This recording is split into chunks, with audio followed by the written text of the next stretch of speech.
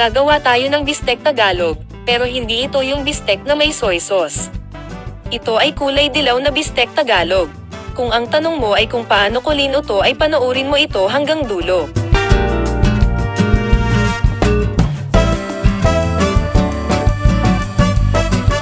Ito ay beef tenderloin.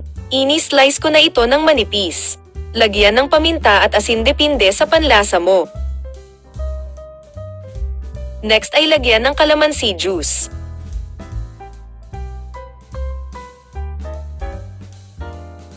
Haluin ito.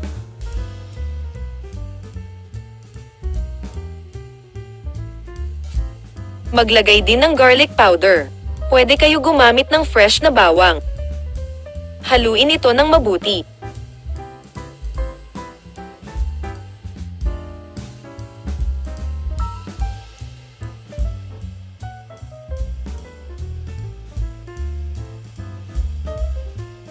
Pagkatapos ay takpan at ilagay sa ref ng at least 1 oras bago ito iluto.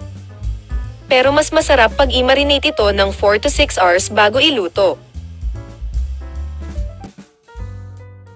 Ito ay binabad sa ref ng 4 hours pwede na ito iluto. Magpainit ng mantika sa kawali. Pag mainit na ay isir ang minarinate na karne.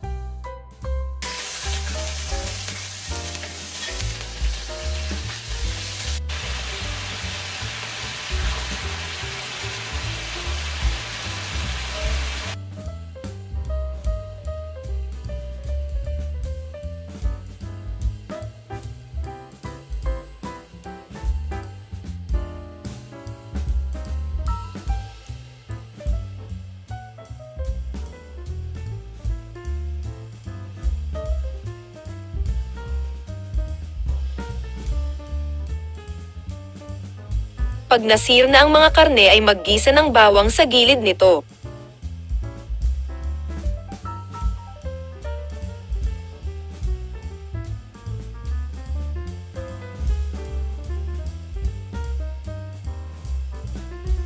Pag medyo brown na ang bawang ay ihalo ito sa karne.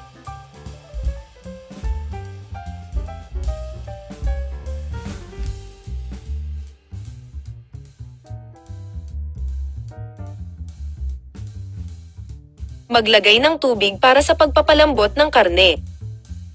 Idagdag din ang sabaw ng pinagmarinatan kanina. Magdagdag ng beef nor cube.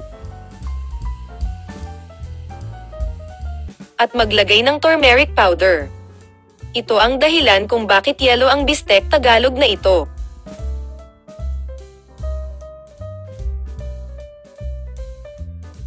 Nagdagdag pa rin ako ng konting light soy sauce para mas malasa.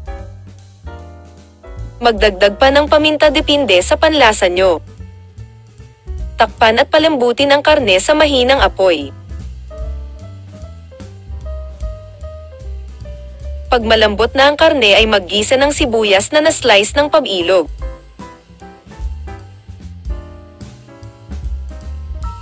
Igisa ang sibuyas sa butter at olive oil.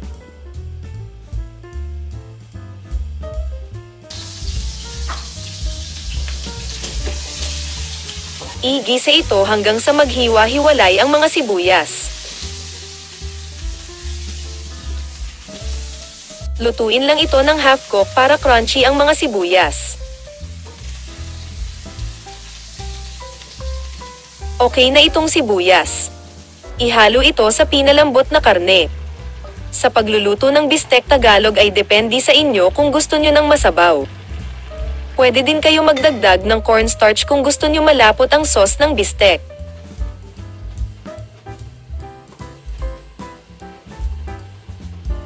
Luto na ito. Patayin na ang apoy at iserve na ito agad habang mainit pa.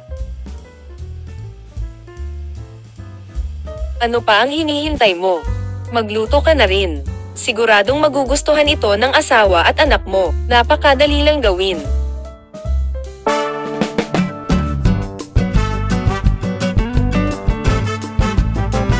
Salamat po sa pagnood. Sana ay panoorin nyo pa ang iba kong video recipes.